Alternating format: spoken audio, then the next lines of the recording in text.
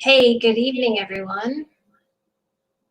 Good evening, everyone. Hi, I am Beth, and this is DIY with Beth. I hope that many of you watched last week's episode where we put together a shelf from a window. So I took an old window from the house and created a shelf out of it, showed you kind of how to do it, how easy it could be, how difficult it could be if you can't find your corables.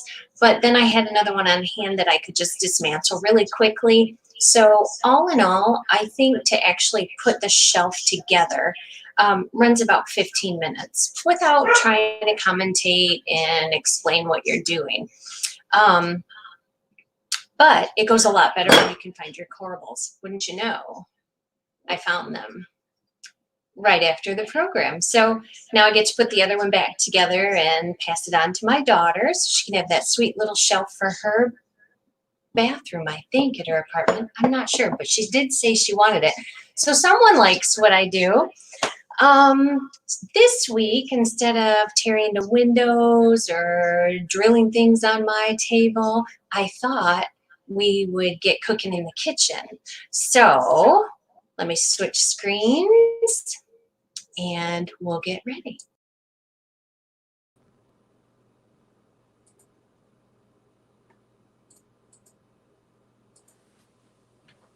Okay. Make sure my mic is on and I have volume, and I'm way too close to the camera, but that's okay. We'll make it work. So this week I wanted to talk to you a little bit about a DIY body butter. So the reason I ended up doing this, because there are a million products in the store, and why reinvent the wheel? I mean, we have a lot going on. We're busy, whether we have kids, pets, family, work commitments. There's a lot on our plate, and we don't need to add one more thing, except when you're a weirdo like me and you have a lot of sensitivities and food allergies, you can't just pick any old product off the shelf. And a special gift to go along with those food sensitivities and allergies is that in my later years, the last 5, 6 years, I've developed some really bad skin.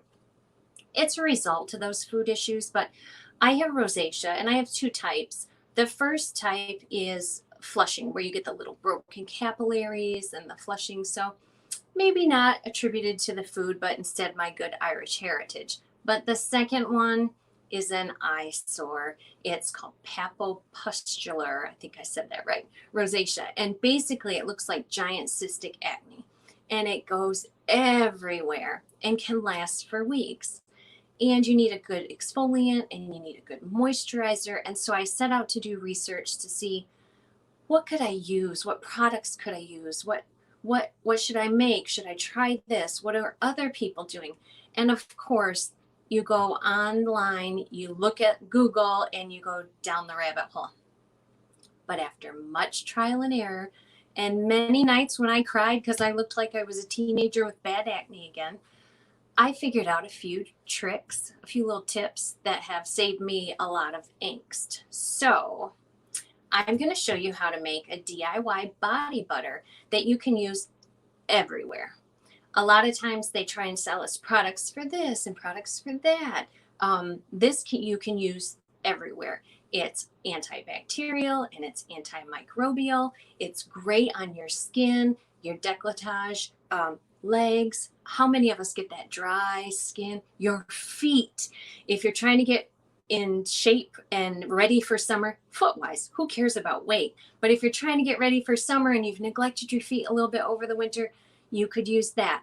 I like to put it on at night and put some socks on, and it soaks right in. So we're going to do this. Now, a couple things you should know. It's 3 ingredients, super easy, but you have options. Now, I have made it with coconut oil, and it was the solid food grade coconut oil. I don't necessarily love the scent of coconut oil. I know we're all thinking coconuts, and it doesn't really smell like that. Now, everyone likes certain smells, so maybe it was just me.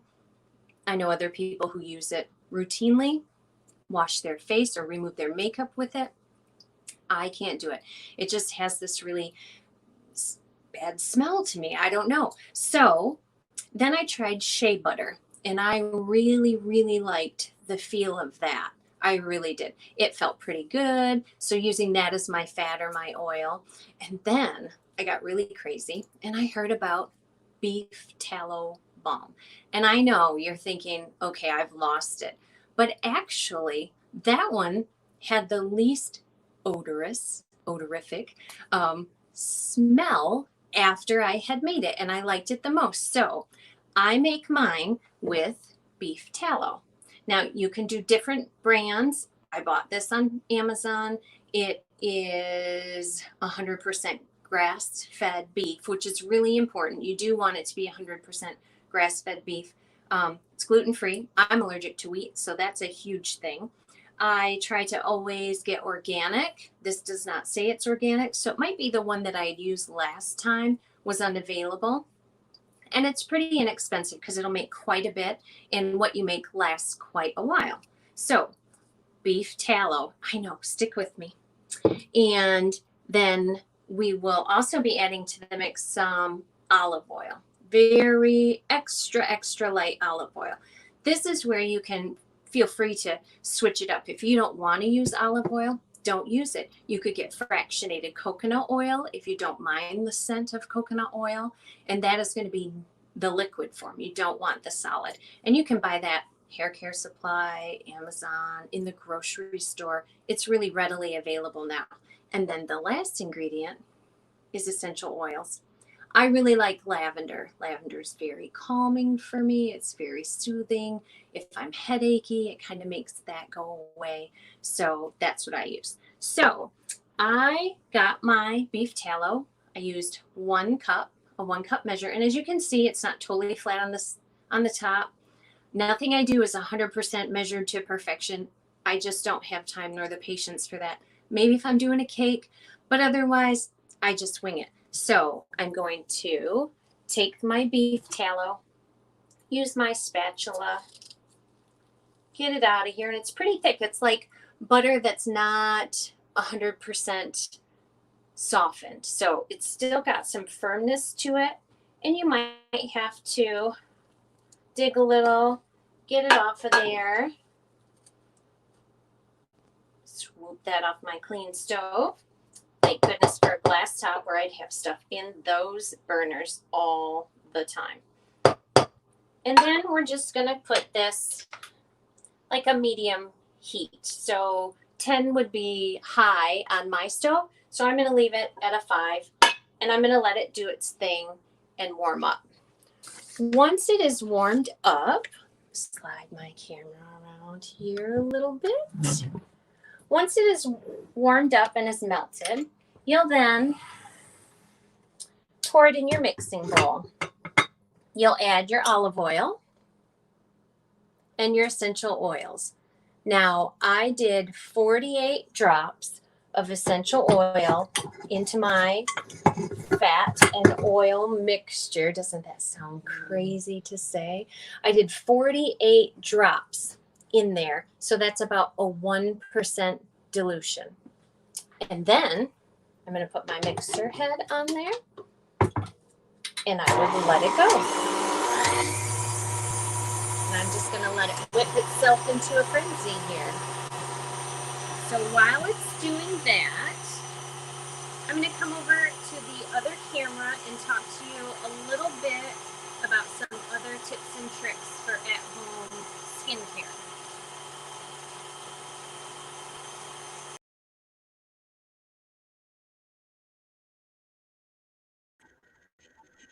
Okay, here we go. So I have a tray full of goodies in front of me here.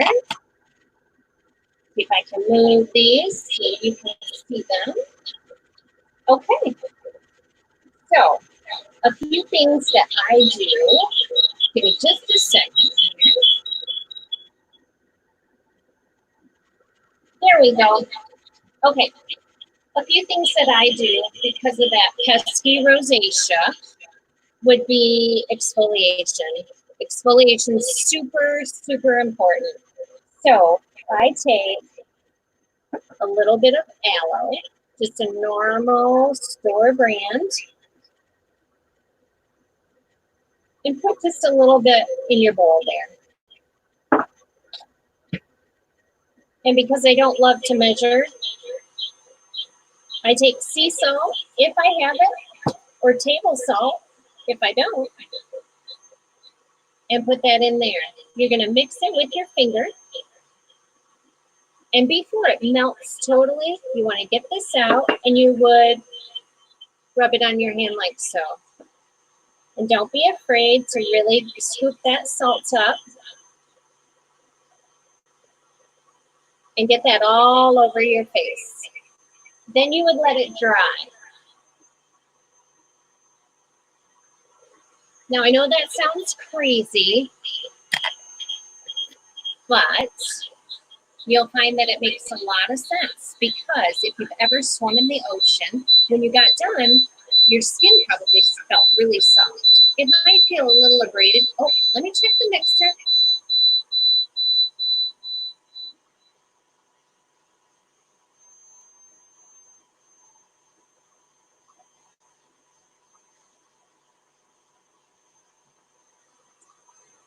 It's getting there. So anyway, if you've ever swum in the ocean, you might have noticed afterwards that your skin felt really soft. And that's from that salt water gently exfoliating. So if you're putting that salt and that aloe, which is a natural non-irritant, it's going to help soothe any of the skin that might be abraded. It's going to dry on there. You splash it with some warm water, wipe it off with a washcloth, and you're good to go. After I've done that, I always follow up with a vitamin E oil. And this brand is, and with my glasses on, I still struggle, Mother Nature's Essentials. It's an organic vitamin E oil. And one thing you might not be aware of is most vitamin E is derived from wheat. And again, I'm allergic. But this one is not. It's derived from sunflower and safflower oil. So it's super safe for me to use. So always after I exfoliate, I use my vitamin E oil. Every day before I go to bed and first thing in the morning, I like to start off with clean skin or end my day with clean skin. So I make my own toner because, again, allergies, food problems, it doesn't work well for me to buy a store brand. So I bought this little bottle at a health food store, and I fill it about a quarter of the way up with that same aloe that I got at the drugstore. And then I take rose water and I fill the rest of my bottle, shake it up good, and I apply that using a cotton pad. So I would just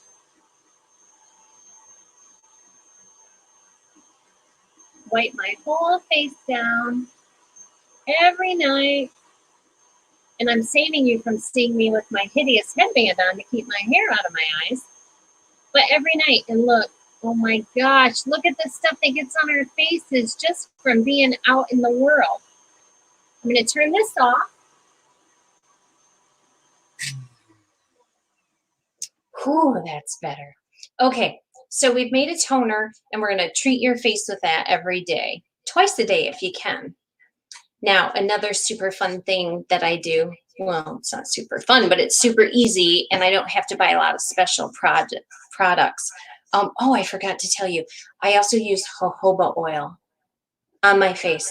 Same thing, you can put it on that cotton pad, but I actually like to just put it on my fingertips and kind of rub it around, and I always do upward. I'm trying to save those wrinkles from happening.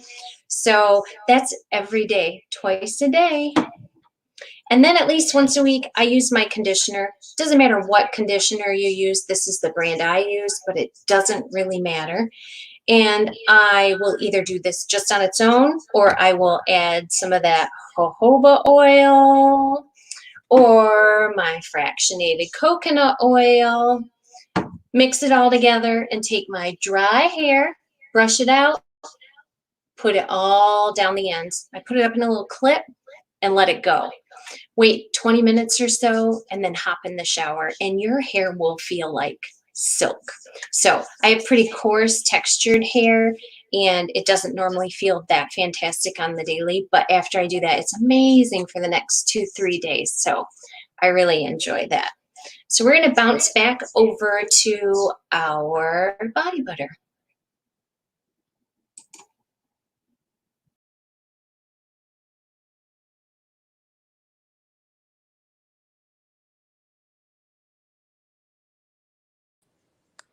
All right, so we've whipped our body butter, and if we were to continue to whip it, it will get bigger and bigger, just like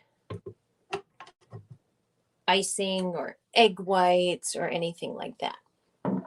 So now the body butter, ooh, I got to get my angle right, is whipped and soft and kind of creamy looking. Jeez, I'm so bad at this. There you go. Now, my kitchen's kind of hot now because we've been cooking in here this evening. So it's not going to whip quite as high as I would normally do when I make it, but it's still going to work. I'm going to let that sit and cool for a few minutes and I'll whip it again. Ideally, when I make this, I do my tallow and I warm it up and I pour it in here. I add my olive oil. I add my lavender essential oil and I just let it sit for an hour or so. Man, because this is a program and we all have busy schedules, that did not happen for me tonight. So I came home, whipped it up, got everything ready so we could show you a batch. And that is what has resulted. Once it cools a little bit, I'll put it back in, whip it, and it'll whip up really big. And you can store this in whatever kind of container you'd like, but make sure that it's one that has a nice lid to it. I often store them in mason jars.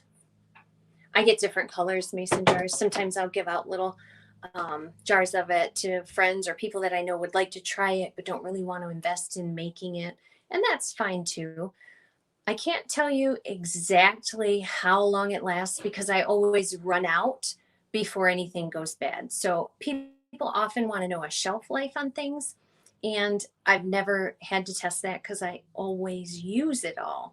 So yeah, I can't tell you anything about that. Let's see. Oh, something else you should know you can use this for too, diaper rash. So if you have a little one and you tend to put any sort of cream on their rear after you change them, you could use this instead. If they develop a rash, you can use that as well. I think that I'd be really careful about using it on a baby with diaper rash with essential oil in it.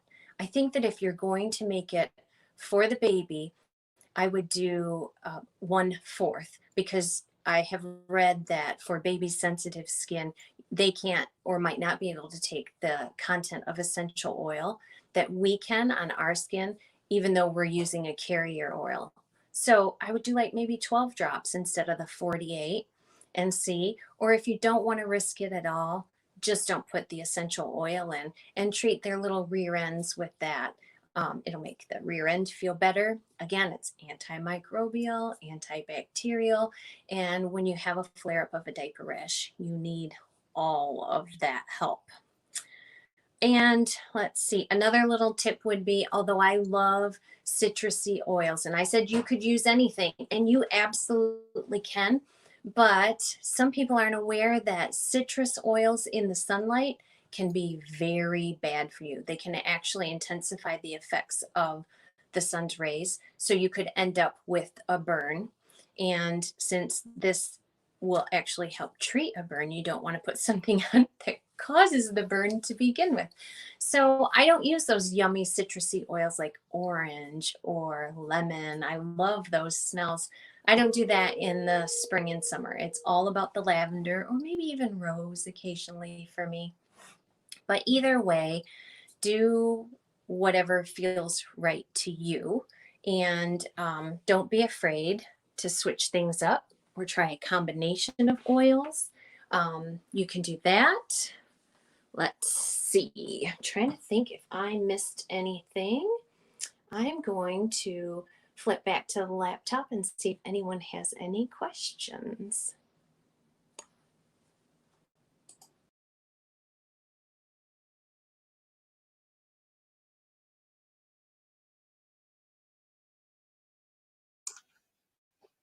Okay, let's see.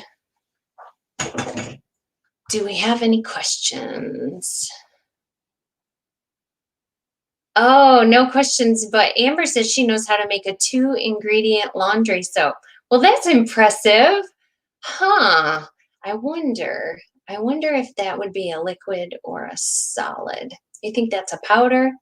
I know that I have extremely hard water here, so that I would not be able to do that here if it's a powder, but if it's a liquid, I might be interested in that, Amber. So I hope that you've had a good time with me tonight. I know it gets a little crazy when I don't have my own personal cameraman doing everything for me, so I'm doing it on my own. And I hope that you were able to see things well enough.